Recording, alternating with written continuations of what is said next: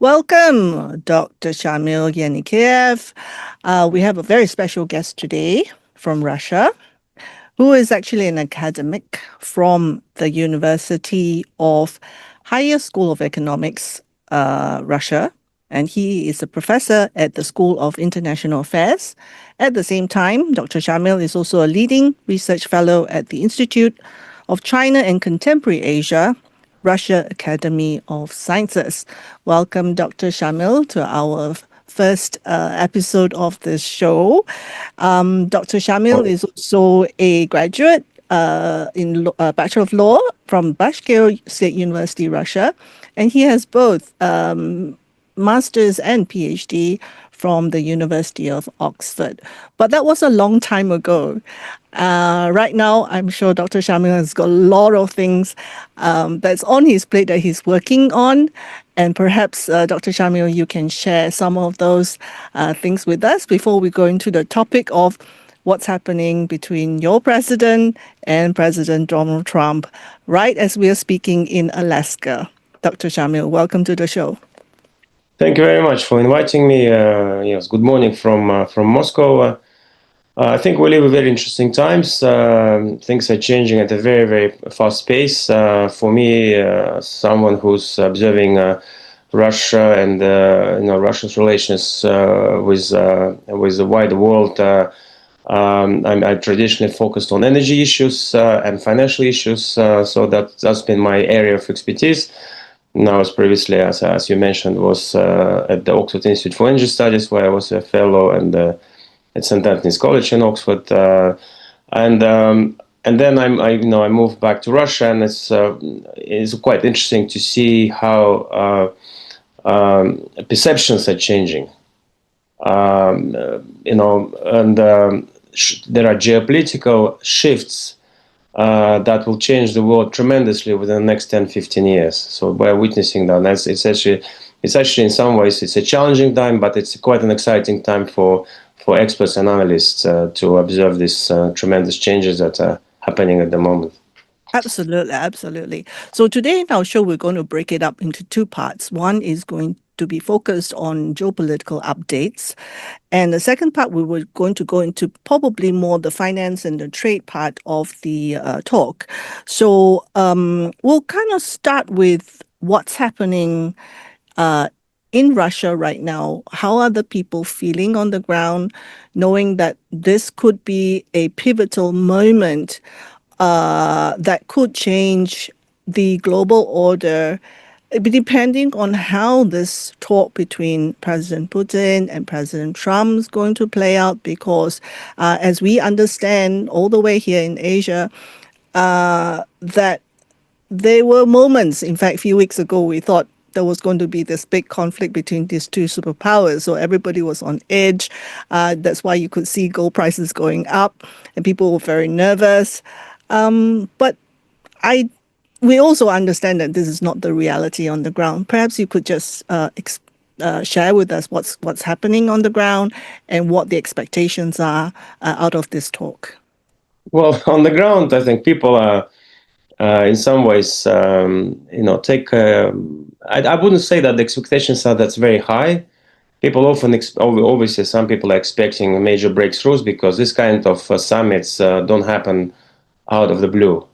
I think there was a lot of preparatory work taking place. There were lots of discussions taking place. Otherwise, the leaders, and especially teams, at such high level, from if you look at representatives of both U.S. administration and the Russian government, you have on the Russian side you have Minister of Defense, Minister of Finance, Minister of Foreign Affairs, special aid to the president. On international affairs. So this is a pretty high-level team. So I think in some ways we probably haven't seen this kind of interaction with the United States for many, many years. I mean, last time there was high-level meeting between Russian president and U.S. president was in 2021. So that was 4 years ago, before the Ukrainian crisis happened. And I think that's one thing. At the same time, I think that the past couple of years have shown that Russia has been able to readjust itself. You've been to Moscow recently. You probably saw yourself how things are here. All this talk about economic hardship and people struggling, things like that, actually hasn't happened. In some ways, the crisis, the sanctions, they helped. A lot of businesses, especially in Russia, to start operating. We have a high level of millionaires emerging as a result, because a lot of companies pulled out, and as a result, it opened new opportunities for small and medium businesses. So, in some ways, this was beneficial. But at the same time, of course, it would be great if we see some kind of improvement of relationship with the United States and the West at large. I think one of the things is to remember that we live in a world of information warfare now, Mm-hmm. and a lot of leaks and things like that. I mean, this morning I've been reading Reuters saying that there was some government official talking to them, and giving them their opinion. I don't think this kind of interaction is actually happening, to be honest, because I don't think Russian officials would now leak any information to international news media. So there is a lot of speculation, a lot of white noise, but real negotiations are taking place, behind closed doors. And I think one of the key issues for Russians is how to resolve what has been at the core of this conflict. At the core of this conflict was NATO expansion, Mm-hmm. unchecked NATO expansion. And despite promises that NATO will not expand, promises made to Mikhail Gorbachev by Western leaders, that expansion continued, and it came so close to Russian borders that Russia, as the Russian leadership argues, had to respond. That's the first thing. The second thing, I think that what we're seeing in some ways, this is quite an interesting trend, is that we see some kind of diplomatic realignment. And realignment, we're already seeing the new arrangement of things when it comes to the global architecture of international relations, and we're seeing that there is a kind of major changes. We're already seeing, for example, the West in some ways. We'll discuss probably later on more about this. In some ways, is not as united as it was before. Especially the recent trade deals between the United States and Europe, they show that. And another thing is that we see that BRICS nations are actually, actually in some ways being pushed closer together, being pushed closer so that they can find ways how to stabilize the system, because the systems become quite destabilized, especially and also create some kind of pillars of support of this international architecture, which is crumbling, so that it promotes their interests. Okay, both economic interests, social interests, issues to do with their long-term development as well. So I think these are we're seeing basically a global shift. The BRICS nations, some people describe it as global South. Probably the better term is global majority. Is becoming more prominent in international affairs. In some ways, these people are being forced to take matters in their own hands, because before they all benefited from the US-led global economic system, and now they're seeing that this global economic system is basically fragmenting at a very fast pace. They need to take matters into their own hands, basically. I Yeah, think that's what's important.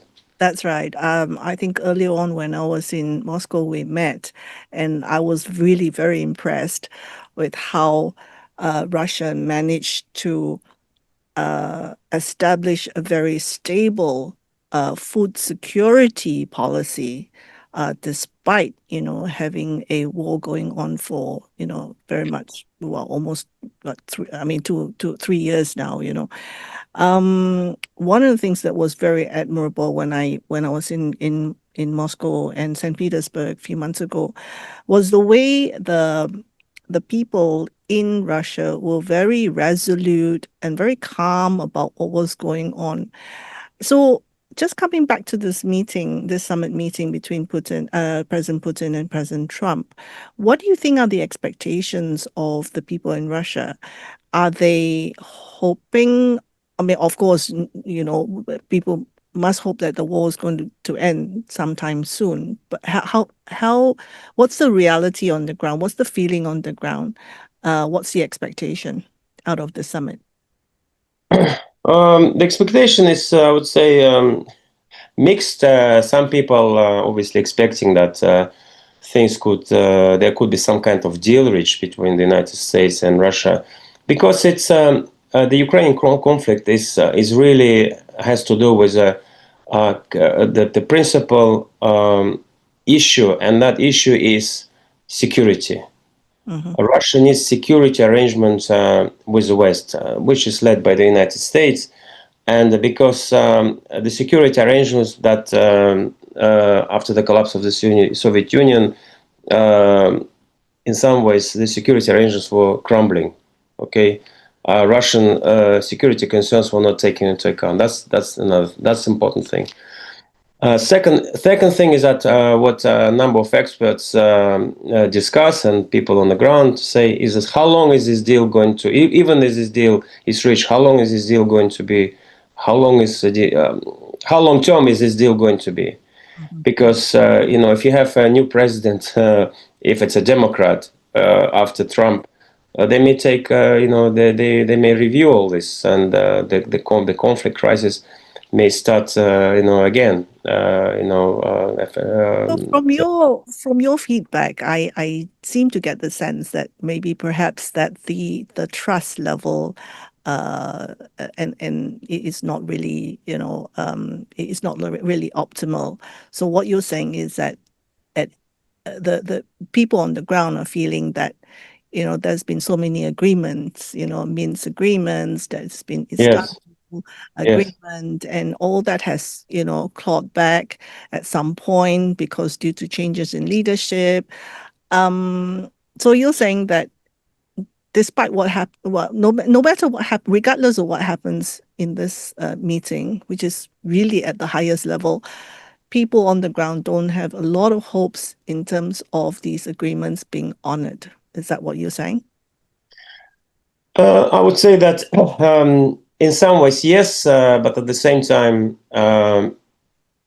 people need to. I think that at the expert level, at least, people say that we need some kind of proper guarantees in place, and one way forward that is currently being discussed, and people view on the ground as well.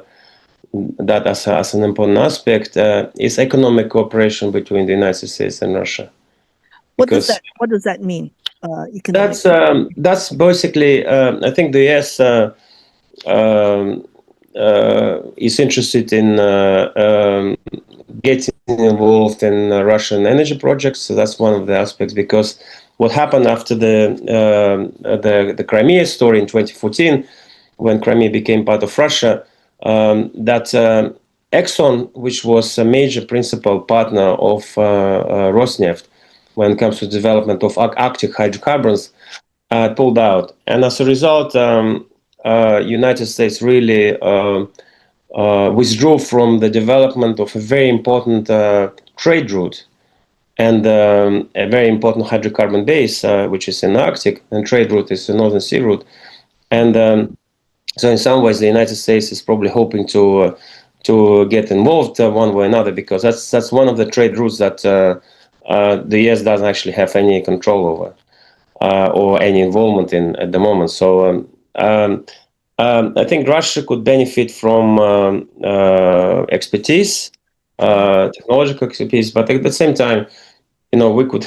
That's again, if you talk to, for example, people in the oil and gas industry, they say these past few years, even since 2014, when first sanctions started being imposed on Russia, been very helpful to Russia's own technological development. Because if we don't want now to basically abandon everything and come back to the same kind of arrangements what we had prior 2014, prior this first wave of sanctions, because that would mean that everything that we've been doing will be shelved, and then if there is another crisis, let's say in 2028, we will be back at the same kind of in the same kind of situation. So that's these are the issues. I mean, there is a lot of lack of trust, as you mentioned correctly. But at the same time, obviously, Russia could benefit from if at least some sanctions are lifted. But at the same time, I think that sanctions are also affecting European economies. Not so much U.S. economy, because it was not really that integrated with Russia's economy, but it is undermining European economies. Yeah. Let's shift a little bit over to Europe right now. Of course, there's a lot of talks coming out of Europe that perhaps Trump wants to talk about, exchange of lands in Alaska for whatever deals, mineral deals, and amongst them is, of course, oil and gas. And there was even talks about President Zelensky and some of these European leaders might even gate crash into the summit. Um, this is what you hear.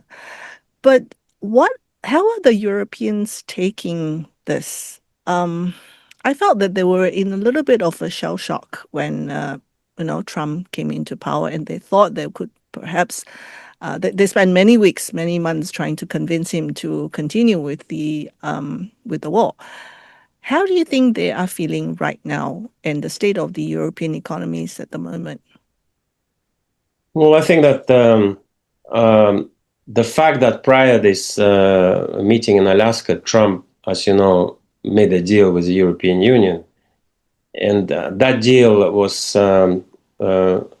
not very much in the interest of the European Union, as you know, because they'll be paying, there is zero tariffs on U.S. goods, and there are 15% tariff on European goods coming into the United States. So it's not obviously beneficial.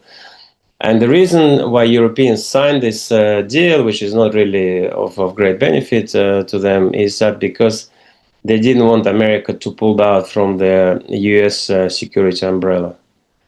They need U.S. They are not really capable of defending themselves. So that's the issue. And I think in some ways it showed the level of, at the same time, that actually that decision to sign this deal with the United States undermined the stance of the European Union in global affairs. And this next move that Trump, I don't know whether it was intentional and pre-planned, that first we put Europeans in their place, we undermine them on a global scale, and then we do this deal with Russians. That could have been quite a grand chess kind of game. It could be a coincidence, which I doubt, but I think that's the issue. I think that for the European Union, the fact that I mean, when they first started putting sanctions on Russia in 2022, because they felt that Russia's decision to send troops to Ukraine was threatening the order that emerged in Europe after 1945.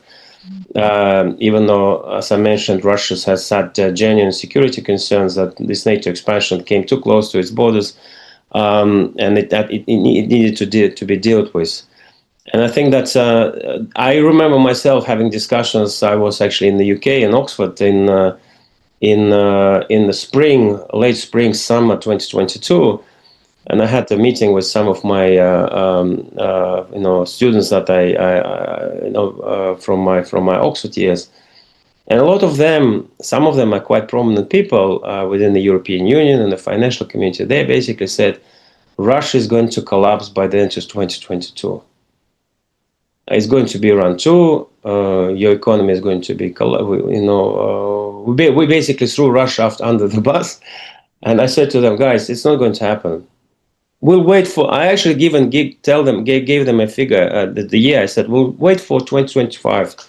3 years from now, the story will be different. And I explained to them, Russia is not a landlocked country. You need to look at, on the map. It's got Europe, but it's also got access to Asia. It's the biggest country in the world in terms of its landmass and in terms of access to seas. So, and I think that there's still genuine belief among European policymakers and the journalists and part of the general public is that we just need to wait a little bit and Russia's economy will collapse. It's not going to happen. Whatever pressure is going to be imposed on Russia, it will find ways. And the world has changed.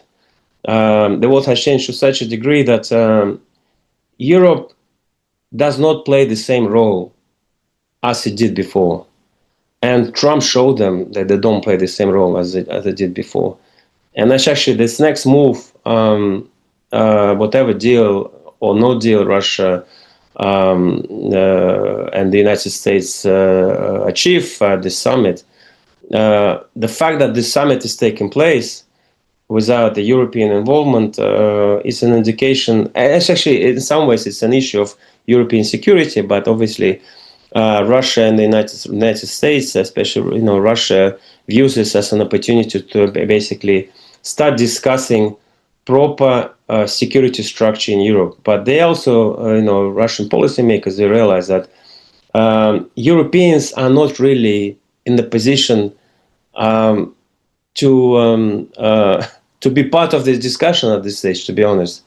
It's the United States. If the United States, this is a perception in Russia, if the United States tells Europeans what to do, they'll do it.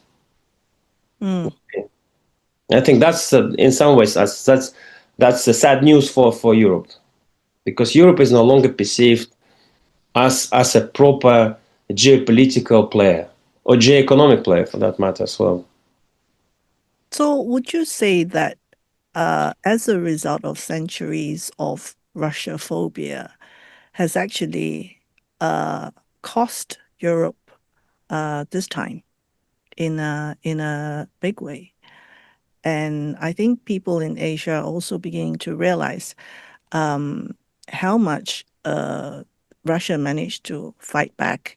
And of course, everyone's over here is quite impressed with the way you have evaded all the sanctions, and despite all the sanctions, and the Russian ruble is actually the best performing currency in the world, this couple of years. And instead of shrinking GDP, in fact, your economy is actually becoming more and more robust, and that is very evident when I was there too.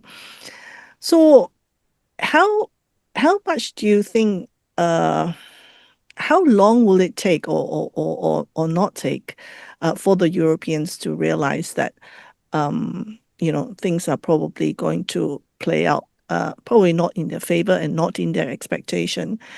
And if not, what is the reaction, the possible reaction or potential reaction coming, whether it's coming out of the summit or maybe perhaps just in the next few years? How do you see the relations between Russia and Europe over the next few years? Well, I think that unfortunately, I'm not that optimistic. I think that eventually, yes, relationship between Russia and Europe will improve, but I think that there is a possibility that we will see another wave of tensions between Russia and Europe. Not now, but I would say in the years of 28, 35, that kind of period, because I think that 2035, did you say? Yeah, 2028, 2035.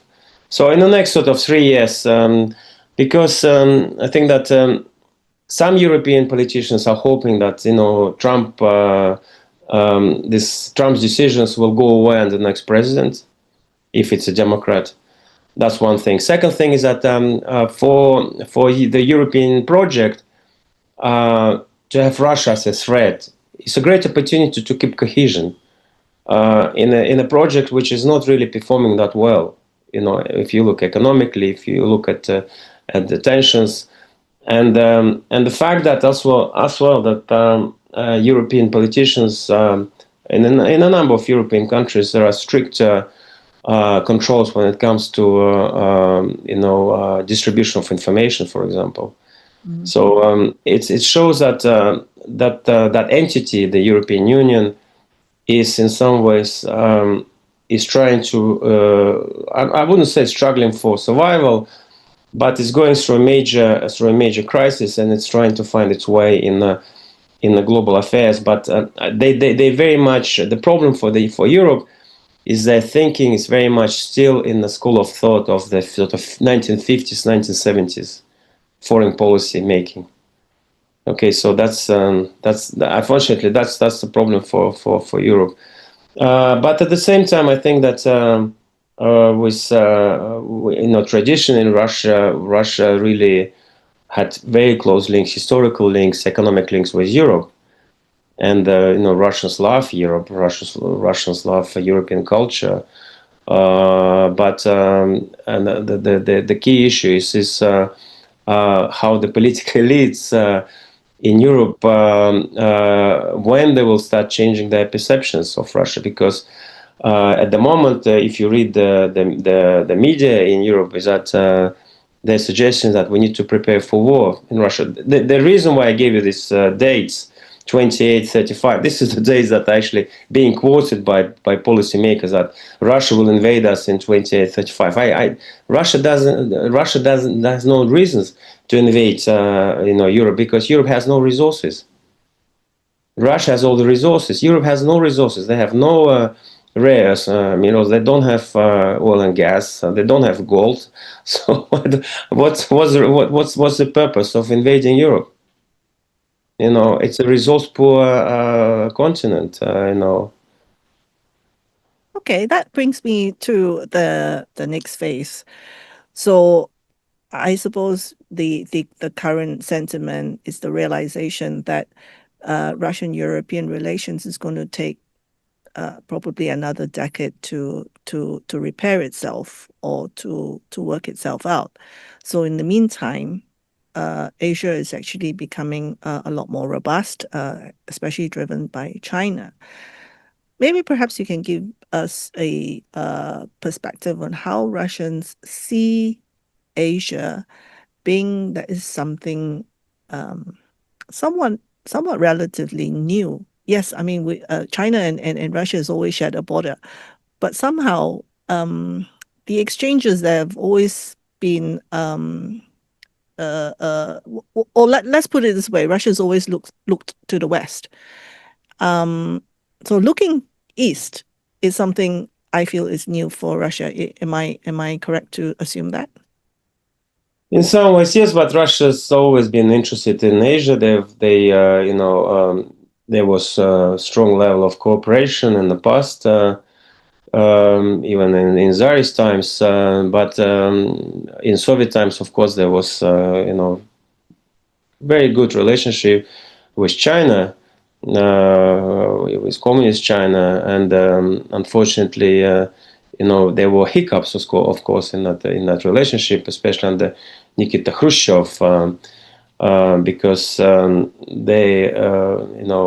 Zedong and Khrushchev, especially the Chinese leadership at the time, they thought that what Khrushchev was doing had nothing to do with really communist, ideals, so to speak. So, but at the same time, Russia it's quite interesting, because Russia and China, after the collapse of the Soviet Union, were in some ways at the same level of economic development. But Russia then skyrocketed. China skyrocketed in its economy, and Russia really had several years of economic problems and hardships and things like that. And as a result, Russia really that Russia and China at different levels of economic development. But I think one of the things that really made a shift in the thinking of Russian policymakers is that the world has changed. The world has changed to such a degree that the West is no longer the principal holder of all the cards, so to speak. Okay, that's if you use President Trump's terms. We see genuine decline of the West, and that decline has been happening over the past decades. If you look at the economic performance, for example, of the European Union and compare it with the United States, or Europe and Asia, you'll see the difference. So in some ways, the perception of among Russian elites have changed, and they think there is now the perception is that we're already living in a multipolar world. In some ways, the world. That's why the Russians they like to use this term "global majority," because global majority is really about the most of the world apart from the West. Okay, I think that's an important change of perceptions, and also the fact that the future economic development and the future growth will happen in Asia. I mean, if you look, for example, from energy consumption point of view, people are now increasingly looking, for example, at liquefied natural gas, hydrogen development, things like that. Experts are saying that in the next few years, the markets of Asia and markets of Europe will be incomparable. The markets of Asia will be huge. The markets of Europe will not be that interesting anymore. So that's another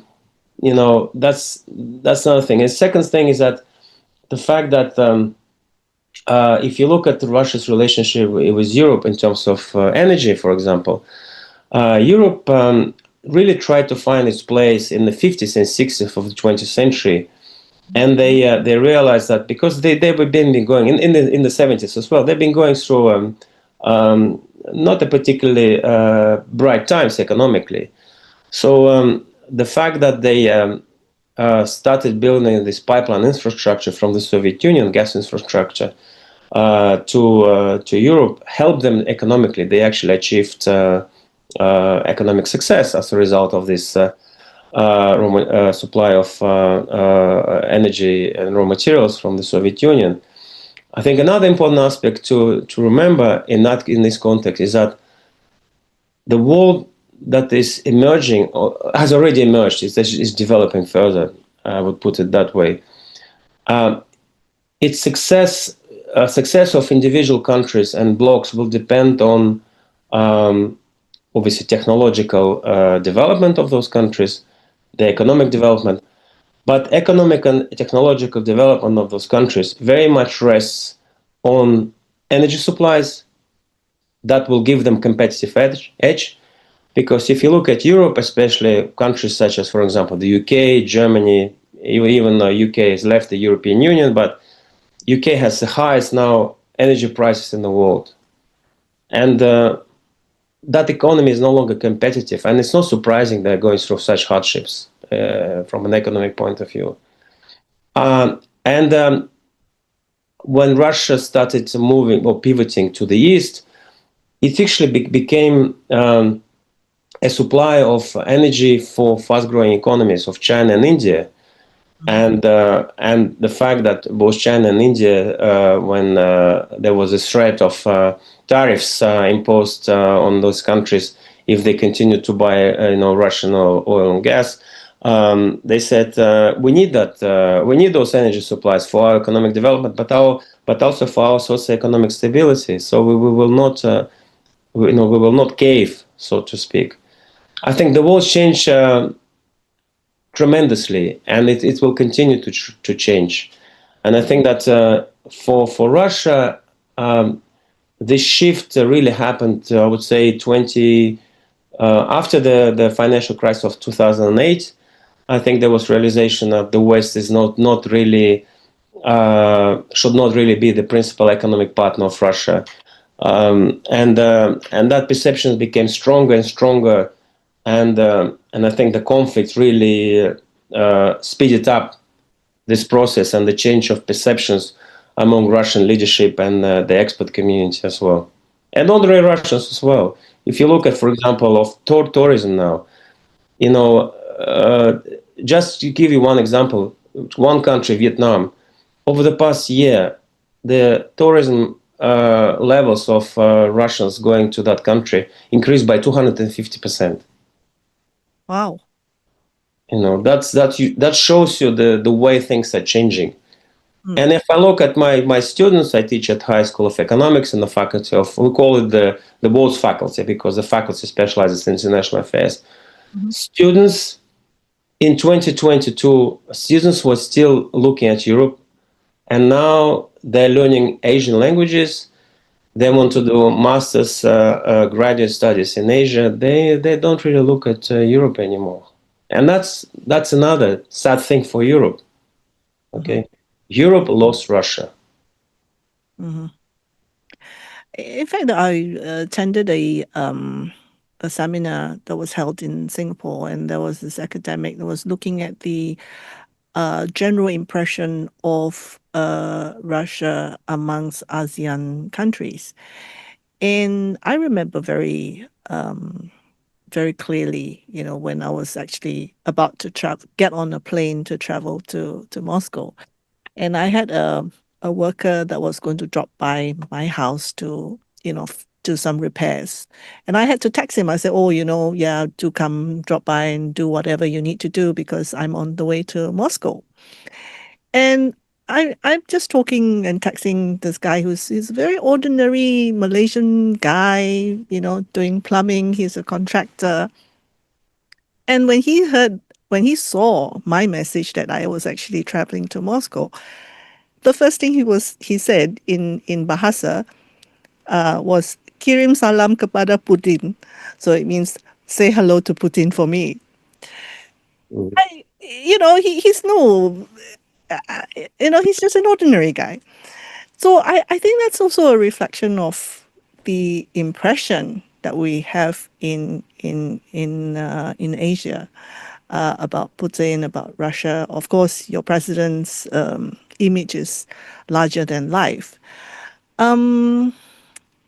The other thing that I wanted to ask you is there a succession plan after your current president? What is the why I ask is because in Asia and ASEAN, as you know, we've had 50 years of prosperity, progress, and under this Western hegemon, we've traded with Europe, we've traded with the United States, and China is only the China phenomena only came up maybe perhaps 20 years ago in a big way, in our lifetime at least. So, and when we hear Russia, we it's still quite remote for us because culturally speaking, we still haven't had that connection.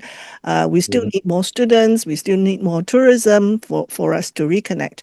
So for us to say, okay, now how do we trade with Russia? How do we make friends with Russia?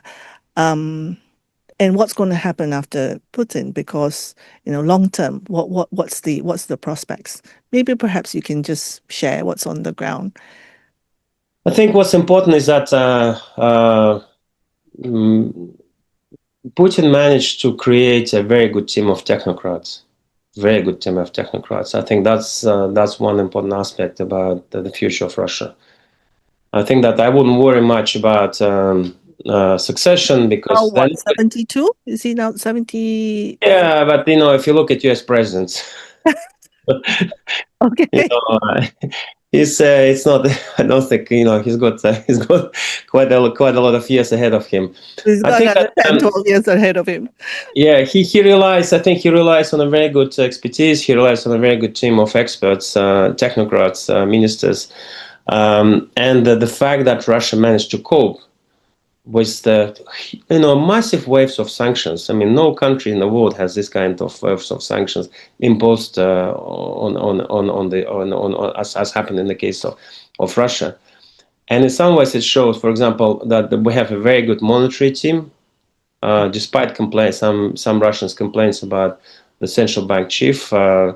Because she put rates pretty high, but I mean she put them high because she didn't want the Russian economy to be overheated, Right. and for a number of other reasons to stabilize the system. Economic decisions. I think in 2014, one of the things that you said impressed you about food security is that there was a team of experts who suggested to Putin that Russia needs to become completely self-sufficient when it comes to food supplies. And the first thing he did when the first sanctions were imposed in 2014, they started developing the agrarian sector very, very fast. And it's changed tremendously. Russian agrarian sector is now one of the most successful in the world. In fact, Uh, you were exporting granary. yeah, yeah, exactly, yeah. So and it's and then that's another indication of the level of expertise um, that Russia has. And I think that I would say that Putin, in some ways, is associated with obviously ensuring the stability of the system internally. But at the same time, I think that I wouldn't say that the succession will be somehow volatile, or there will be some kind of problems and collapse and things like that. I think it will be pretty smooth transition, taking into account that Putin over the past years, I mean, he's been in power for a very long time. He realizes that he realized pretty early on that he needs to build a very proper team of technocrats, as for example happened in a number of Asian countries. Yes. No, the pretty strong technocratic teams, they managed to bring their countries to great success. I think that's the important thing. So I wouldn't worry much about that. Mm. Okay. Yeah. Simply because the reason why I ask is because from where we are, we can see what you've mentioned, the weakening of the Western system, the way things are put in place in a very haphazard manner sometimes. And this is not something that we have witnessed before, certainly not my generation. When I graduated in the late 80s, 90s, the world was very it was together, and it seemed like one, neat global order, because Yes. everything else kind of collapsed on the wayside. So what you had was a center that we could understand, and we obviously naively thought that this was going to go on forever. So now that we're coming to a realization that things don't last forever, obviously. Um, so what is the next who are the next leaders?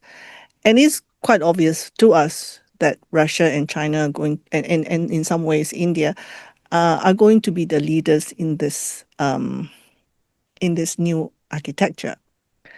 So this is probably the right time for me to jump into our part two. Um, is BRICS going to be representative of this new order, or is this going to be one of the architectures of the new order? I think it will be one of the platforms I would suit. I think that let's put it that way. There are four scenarios how the world will develop in the next 10, 15 years. One scenario is things will be back to the level they were, similar to the world that was there in 2019. So 2019. I doubt that world is going to come back. Okay. Second scenario is China become the dominant force in the world. I don't think that this scenario is even in Chinese interest. I don't think that China wants to replace the United States. It's too much of a hassle, and it doesn't need that. So that scenario is also not likely to happen. Third scenario, the most unfortunate for the world, is fracture and chaos and the constant wars and and this kind of level of all against all, so to speak. And the fourth scenario, which is I would say probably the most likely scenario, the Rubik's cube. If you Mm, know this, this game, the Rubik's cube. And I described it I think, in the Kuala Lumpur when I was giving my talk there in December last year.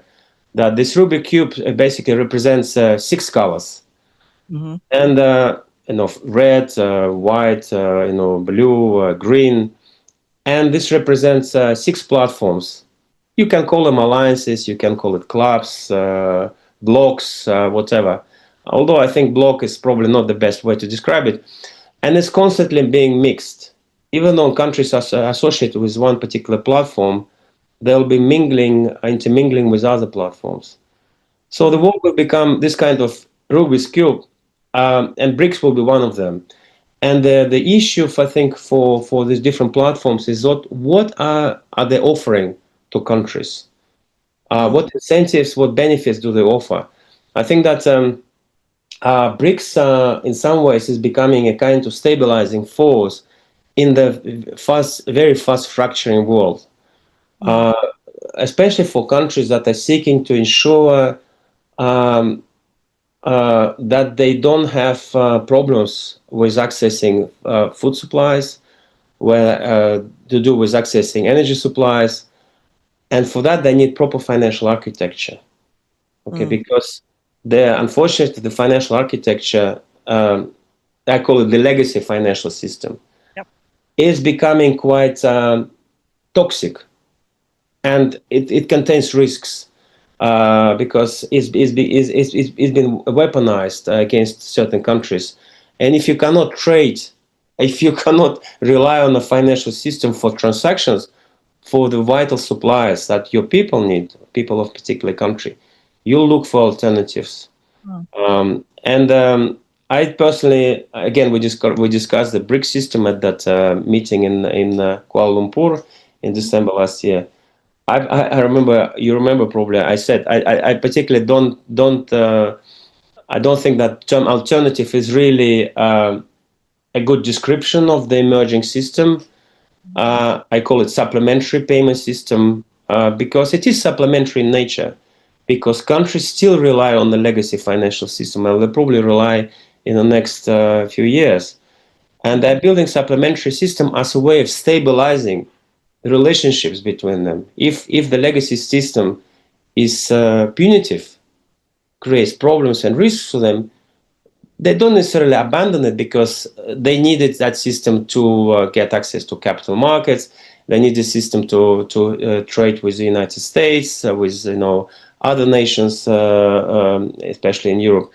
But at the same time, if that system is not really conducive to promoting economic links with countries, with certain countries, obviously people will start looking for building supplementary system. Okay, so sure. that was seeing. So BRICS will be one of these platforms. In some ways, I would say probably another description of that will be people have sometimes different bank accounts, because these accounts or bank cards, because they offer different benefits.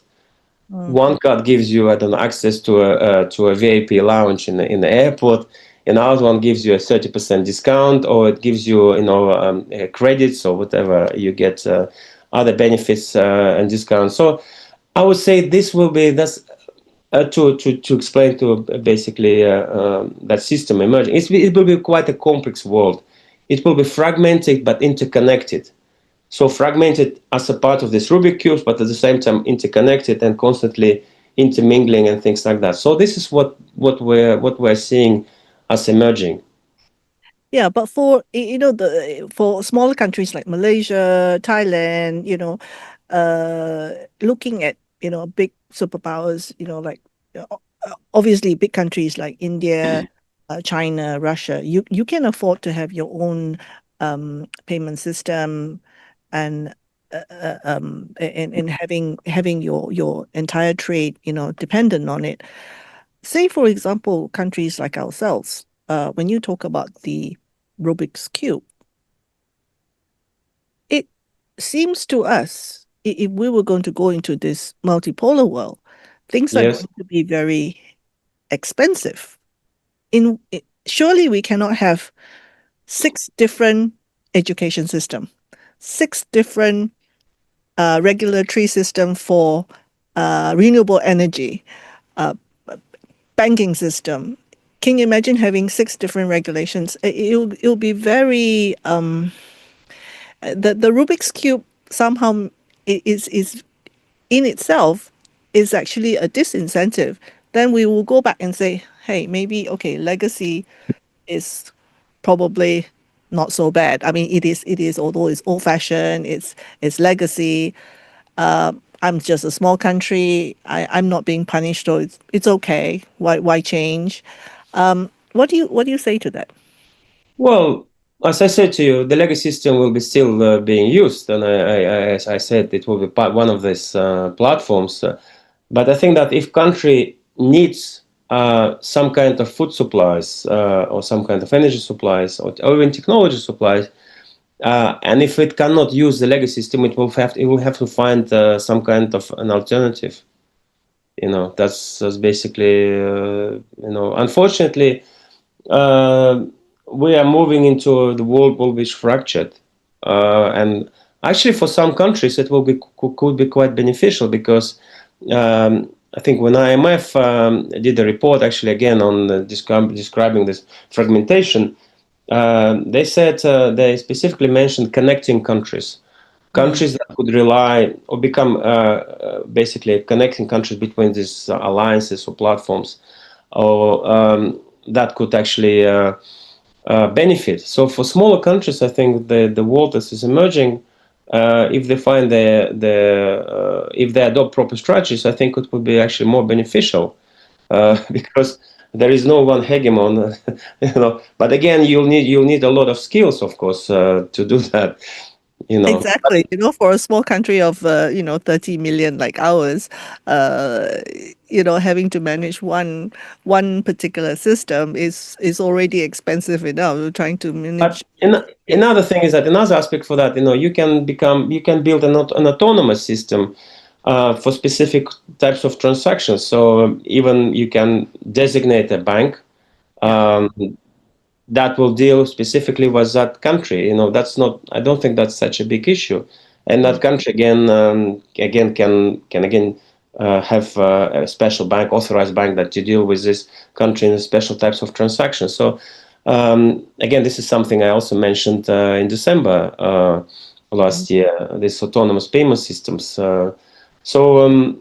And I don't think that will be quite complex to build. I think you just need a couple of banks. That's it.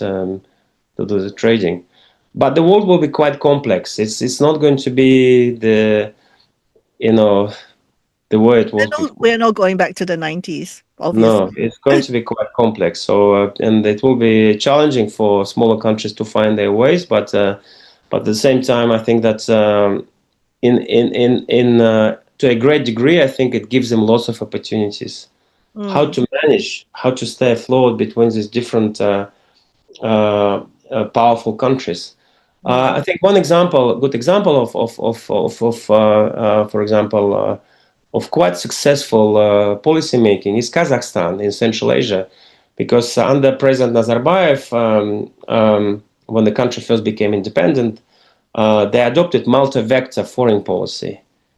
Multi-vector, which means that dealt with all the different countries, and they always tried to maintain good relationship even with countries that really were perceived as competitors, even enemies. So that's and then that's again that's a skill. mm. Certainly, it's something that we're finding it hard to grapple simply because we can see things moving in a certain way, and yet I think the understanding of how the different players and the superpowers are actually interacting is also uh, not clear to us. Okay, one example is that I have actually met some diplomats, And as you know, ASEAN is made up of a few countries, and some of them are very pro-BRICS. And you will have, a couple of countries will say, look, BRICS is uh, not a serious platform. What do you say to that? Well, it's an emerging platform. But again, if you look at, for example, a history of BRICS, it really.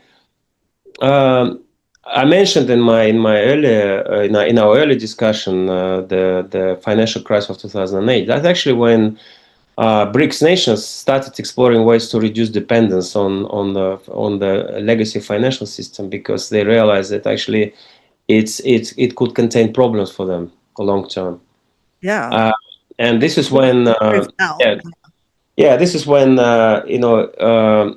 after that realization, there was a BRICS interbank cooperation mechanism created in 2010, and then the contingent reserve arrangement (CRA) in 2014 was established, to provide liquidity in local markets. So, and it was going kind of forward in 2015, 2020. There was push for local currency settlements, and even another important milestone was the development of the creation of the new development bank in 2015.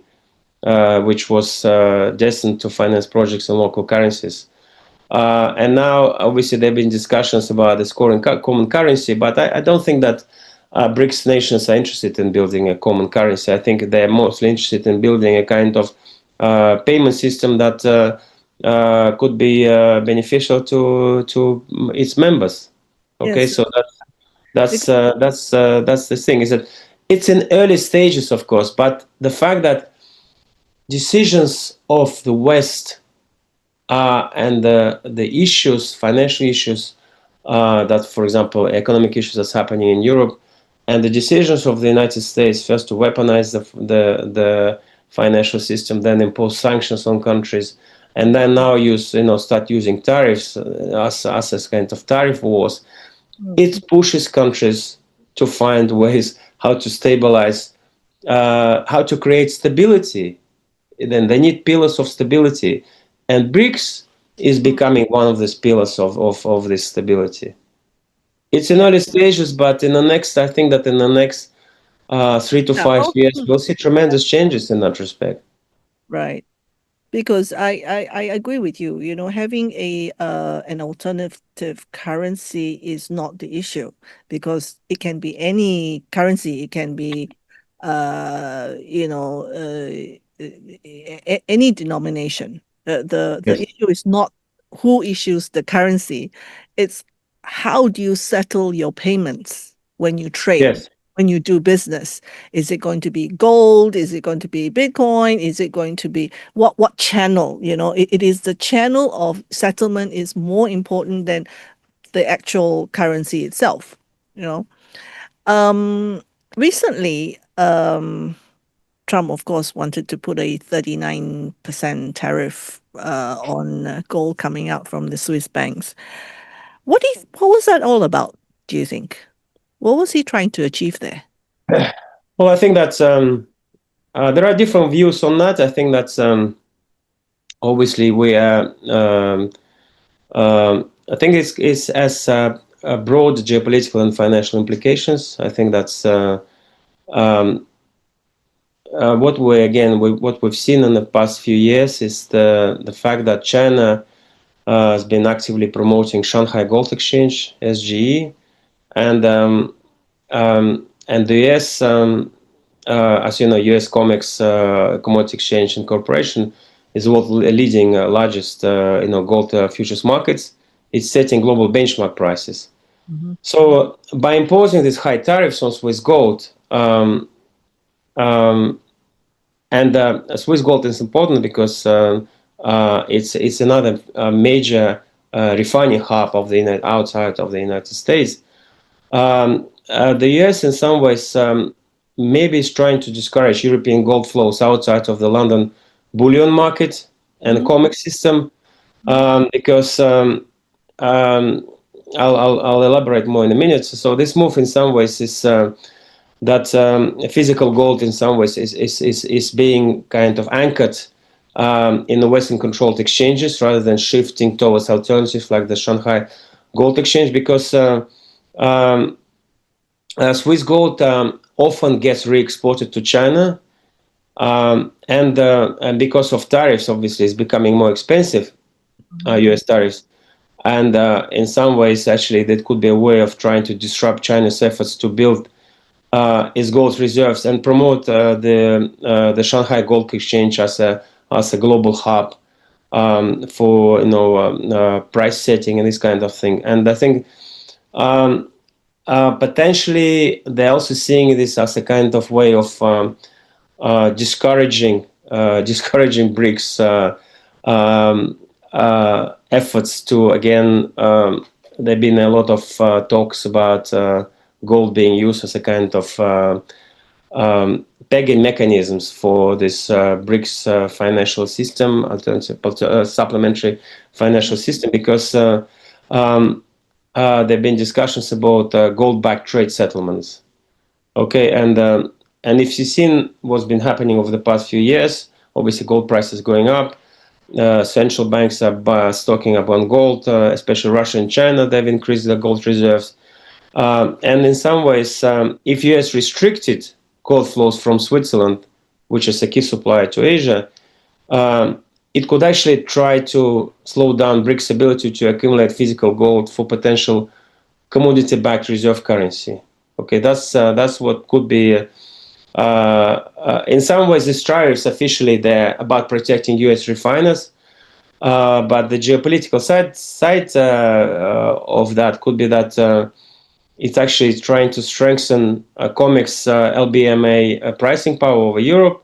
It disrupts basically China's SGA growth by making Swiss gold more expensive, and indirectly challenging BRICS is basically a gold accumulating strategy that supports de-dollarization. So that could be part of that thing. That because if BRICS succeeds in creating gold-backed trade system, even though some people question that actually that needs to be done, it obviously among some U.S. experts, it basically could weaken the dollar role in the global economy.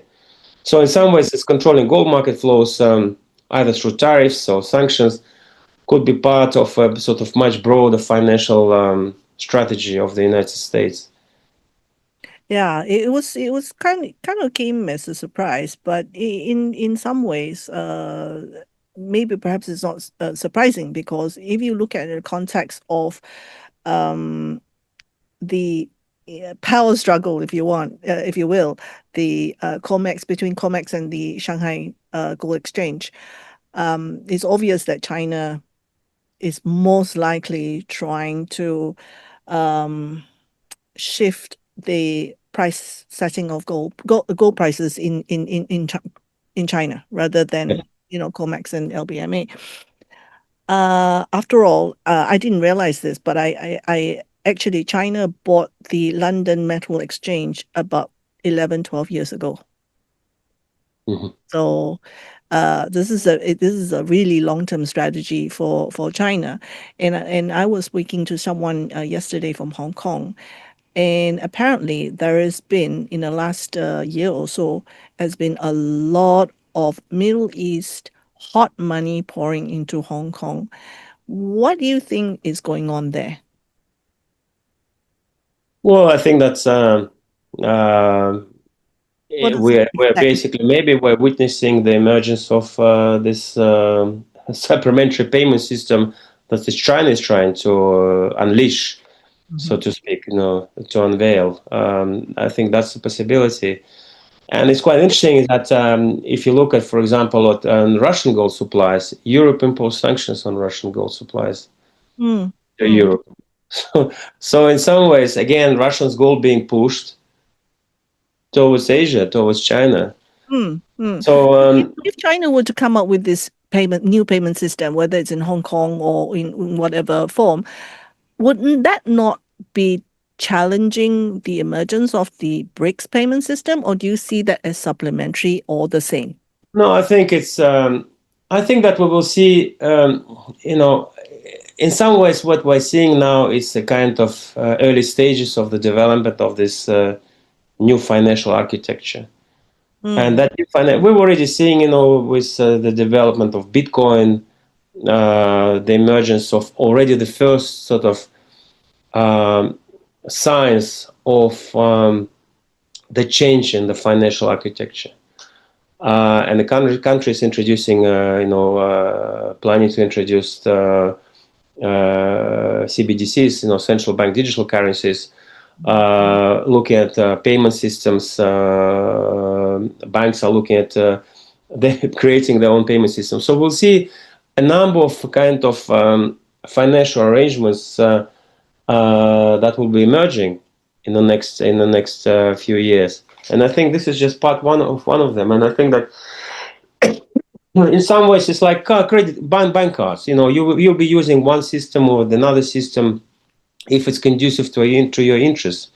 And I think that this process cannot be stopped by the United States. I think it's not even in their interest. I think that's to stop it, because they should in some ways they realize that they need to step up their act, and this is probably the reason why they actively started promoting again their own digital currencies. And Trump is one of the greatest promoters, as you know, of the cryptocurrencies and things like that. So, like I said, we are moving into quite a complex world, and I think that China is obviously will try to find. Will need to offer alternatives, because one of the things, for example, is bonds as well, bond market, because you know. China was already issuing financial instruments that are being purchased, for example, by the Saudis, Mm. and that's an important step in the direction of creating this kind of new supplementary, system or systems. So I think that's potentially in the next, within a short period of time, I would say that I think that we will see some major changes in that respect, in the respect of the way the global financial system is operating. We could even see, some kind of attempts to relaunch the system by the United States. There are different discussions in that respect. So we'll see. Certainly, it's an exciting time. I think we will probably have to call it a day for our first episode. I'm sure we can pick it up a lot. We can pick up a lot more subject matter. For example, the Genius Act or the Big Beautiful Bill, and some other political updates in weeks to come. And I hope that we can come back and share a lot more about what's happening in Russia in relation to the geopolitics of Russia in relation to the Middle East, to Asia, simply because we don't get enough of this kind of news and on the ground happening, because as you know, our mainstream media, uh, Russian news is very scant. Although in recent times, you've seen our Prime Minister going over to Russia, and recently, last week, was it last week or a week before, our king was just in Moscow. I can see that the relations between Russia and Malaysia is actually becoming closer. And this is not the first time that this has happened. In the 90s, I remember our Prime Minister Tun Mahathir, he was actually looking to build bridges with Russia, but I think that kind of fell on the wayside. However, fast forward, we hope that we can perhaps continue this conversation as we see developments in the world. As you said, things are actually moving so fast, and it would be good to keep our audience updated on what's happening and how you see it or how we see it, and so that people can prepare for the future. So thank you very much, Dr. Syamil, for your time today, and we hope to see you again back on the show. Thank you very much for inviting me. It was a pleasure to share my thoughts and give you some insights into what's happening in Russia. and let's see what happens later on today. To see the outcome of this Alaska summit. I think And that's very. we will follow up with another episode on and then we can analyze what happened. Thank you very much. Thank Thank you. you. Thank you. Okay. Hi everyone. I'll just like to do a post analysis of our episode one with Dr. Syamil. The title of our first episode is looking at a post what Russia and China's relationship and how that would give rise to a multipolar world, if that is what we believe that the world is moving towards.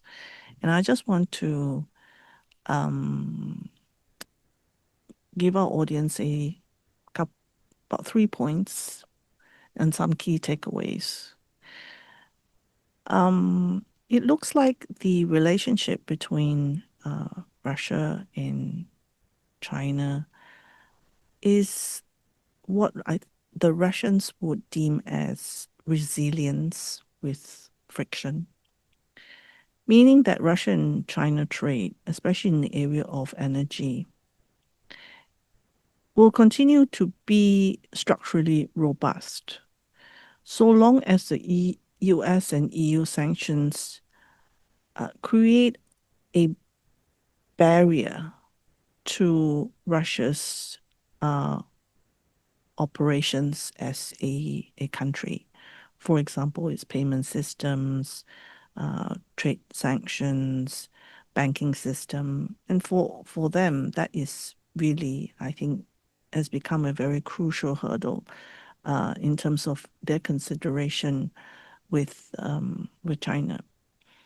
So China holds a certain leverage, no doubt, over Russia's critical economic lifeline.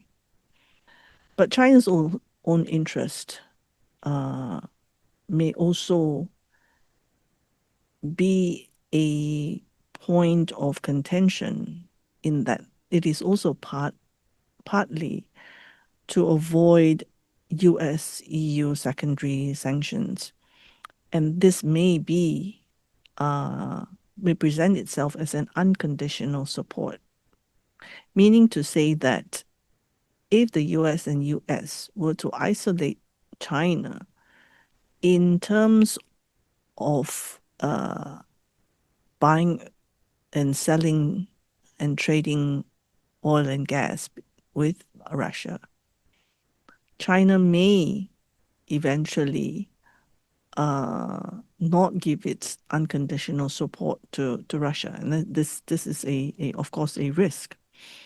So the Ukraine talks and what is its outcome will shape either sanction escalation or sanction de-escalation. And a prolonged stalemate or a breakdown could trigger harsher measures indirectly targeting in China. In China, how it would respond is going to be very much a consideration as far as I can see. Dr. Shamil's perspective on this is that the long term he sees a long term relationship with uh, between Russia and China vis-a-vis its relationship with the European countries. So while the US China trade war has not directly ruptured Russia China relations, but it does present systemic risks, especially in terms of financial sanctions and energy market distortions. So the partnership is likely to endure, but its efficiency and um, and mounting external pressures could require deeper bilateral mechanisms, such as an alternative payment system or supplementary payment system, as Dr. Shamil says. And this is to mitigate the vulnerabilities. So EU's role remains important for Russia. and this could gain traction if the alignment between US and EU comes becomes closer again. For example, during the Biden years. So, if the US and European relations continue to mount, then it could present a more formidable risk profile, both militarily and economically, for Russia. So that's my point number one. Point number two is Russia is Russia an expansionist empire? Dr. Syamil did mention that Russia is not interested in invading Europe at any time soon. In fact, quite on the contrary, he thinks that Europe is going to invade Russia between 2028 to 2032. So that seems to be the dominant view held by Moscow. So I just want to give a background on Russia's so-called, whether it's an expansionist empire or not. Just very brief historical background. Between 1700 and 1721, Peter the Great invaded Sweden in order to gain access to the Baltic Sea because they needed warm waters. But he was also part of an anti-Swedish coalition made up of Prussia, which is old Germany, Denmark, and the Polish Empire. So they all got a cut out of the landmass of Sweden. And that also brought St. Petersburg under the control of the Tsar, Peter the Great. And in 1788 to 1790, Catherine the Great invaded Sweden. In 1792, she also led the second invasion of Poland because Sweden initiated an attack on Russia and trying to depose her as the monarch of Russia. In 1796, because there was an uprising in Poland, and Poland was completely ceded then under the Russian Empire, and it ceased to be independent. 1853 to 1858, during the Crimean War, Russia faced off with the British Empire, in which it lost. Apparently, it was so devastating to the Russian Empire that it was in debt and it had to sell. That's why there was the sale of Alaska to United States for based on the records, it's about 7 million, which is equivalent to US 123 million in today's money. Of course, most famously, there were two great invasions into Russian soil. One was, of course, by Napoleon in 1812. That was because Napoleon wanted to assert its dominance over Europe as part of his continental system plan. And of course, in 1941, Hitler Germany invaded Poland via Operation Barbarossa, and that was to push Germany's borders nearer to Moscow. So I leave it to you to decide, to take the view if what Dr. Syamil says is justified, that that Europe would actually invade Russia, or the European view would be if we don't stop Russia, and Russia will invade Europe. So there's two sides of the coin. So point number three is we find that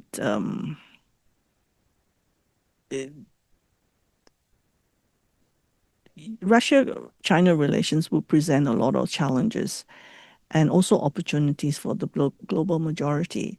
And I think I'm going to start using words like global majority instead of global south. I think initially global south was very much meant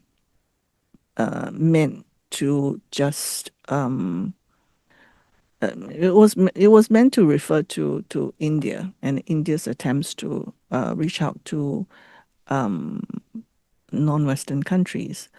But I think it has come to a point when the global shifts have been it's been so rapid, and in the last 5 years, three years, especially since Ukraine, we can see that Russia and China has led a lot of the talks and initiatives all around the world, and we can see the leadership come forth very clearly, and it would be interesting to see how that would present itself to the global majority.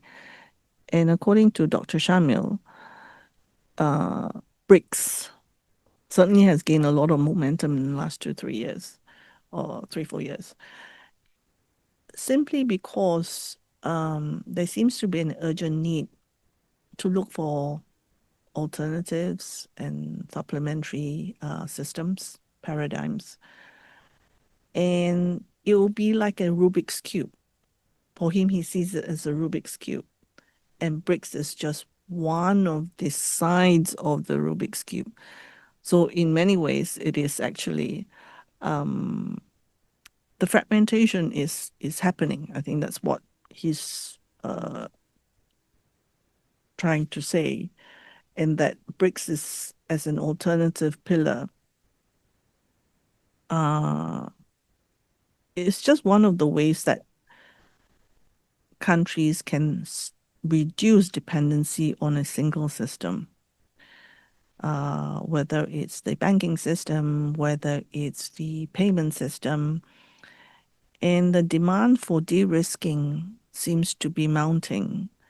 And you can see in countries like China and many countries for that matter, stockpiling their reserves in gold, outside the US dollar and euro system, expanding barter and local currency trade. So this seems to be unstoppable. And I think future episodes will tell us if that will be the case in the long run. Thank you once again for listening, and see you in the next episode. Thank you very much.